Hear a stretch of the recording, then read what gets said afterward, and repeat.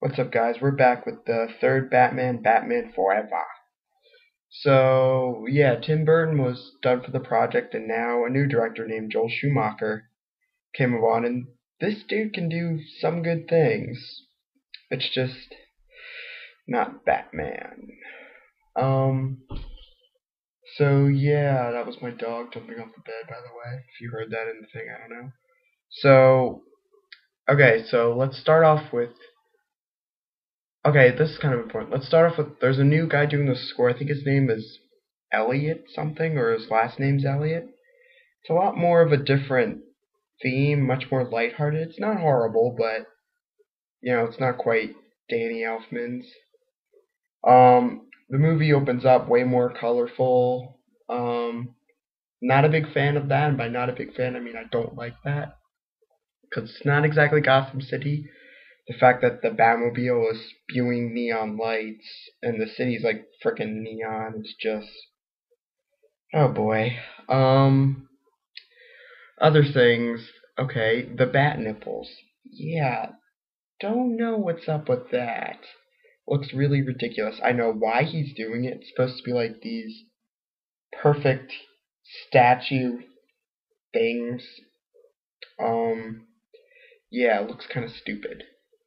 Um Let's start with the cast. Val Kilmer as Bruce Wayne as Batman.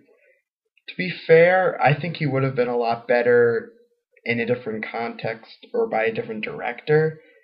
He was very limited in this movie of what he could do. So, because of that, I don't like him as either. But I think if given the right director, he could have been much better. Chris O'Donnell as Robin. He was pretty good. He wasn't bad. He was a little bit more whiny than I remember Robin being, but I can understand that because they're both going through the loss of their parents. Well, there was supposed to be a big segment on that, which Joel Schumacher cut for time, which is the stupidest thing to cut because it kind of doesn't complete the movie. Um, and I think it could have been awesome if they had them, work off each other and start to train each other because the idea of them really connecting to each other about that is actually something really interesting and I would have liked to see.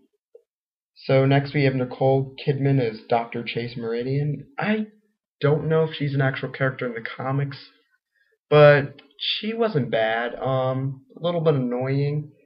Kind of not exactly a professional, which she does, considering she was flirting with Batman the whole time, like turning on the signal just to like show herself off to him. It was just weird, and then he goes, "It's the car, right? Chicks love the car." Yeah. Okay, next we have Tommy Lee Jones as Two-Face, who's actually the main villain in this, but they market the Riddler as because Jim Carrey's the Riddler and they want to sell seats.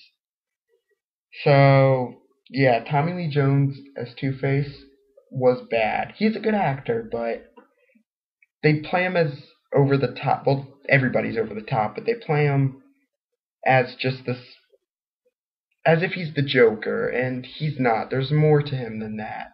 And in fact, he's nothing like that. And, you know, the coin was supposed to be what choice he goes with, but in this movie, he has it and he describes that that's what he uses to define justice, chance, and there's this moment where he doesn't like the outcome of the coin, he flips it again. Then what's the point of having the coin? It's just stupid and it's so disloyal to the character. Batman the Animated Series demonstrated him well. I think The Dark Knight did a really good job of doing that, but we'll get into that later. So next we have Jim Carrey as the Riddler. He's going more back to the '60s Riddler, which is this whole movie's going back to something more like that after the dark tone we built up, but yeah, they seem to forget about that. Yeah, he was over the top, and I would have preferred a Riddler much more like in the animated series. If that is the thing for Batman fans, please check that out. If I'm sure most of you have seen it, but if you haven't, it does a really nice job. Um, but yeah, his costume was horrible. It's just like the spandex pajamas covered in Riddler question marks. Like, come on, give the guy a suit or something. Yeah, don't make him look so lame. Um, yeah, this movie overall, it begin. I kind of like the way how it begins with a villain already being established. I think that's definitely a save of time, even though they cut out something that would have made sense to have. But this plot is just mainly so Batman at a he's at this court thing and can't save Harvey from getting the thing splashed on his face. And by the way, somehow Harvey Dent's white now. Um, yeah, I know these things are changing. Alfred's still the same. Commissioner Gordon's still the same. But yeah, he went all Michael Jackson.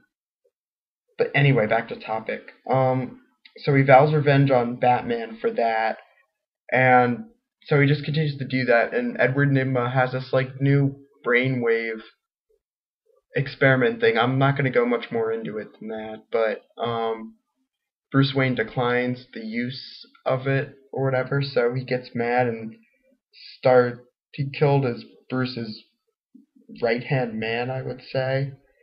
And then he becomes the Riddler, and yeah, and then those two team up in a really cliche way. And then it's just over the top from there, and then the circus thing bringing Robin into the picture. I'm not sure on the age that Dick Grayson's supposed to be, but if he's as old as I think he is, he shouldn't really need a legal guardian. Like, I get that was a thing in the comics, but he was also much younger when that happened. So, not really sure on that. But overall, just a bad movie, and the next one really just kills it. So, I'm gonna give my review. There were some good things in this movie, let me say that. But, yeah, most of you know what I'm talking about. I'm gonna give this movie a 4 out of 10. So yeah, next I will be tackling the shithole Batman and Robin. Ugh, that's gonna be fun. So yeah, check that out, guys, and soon I'll be getting into the Nolan movie. So yeah, that's a plus. All right, see you guys.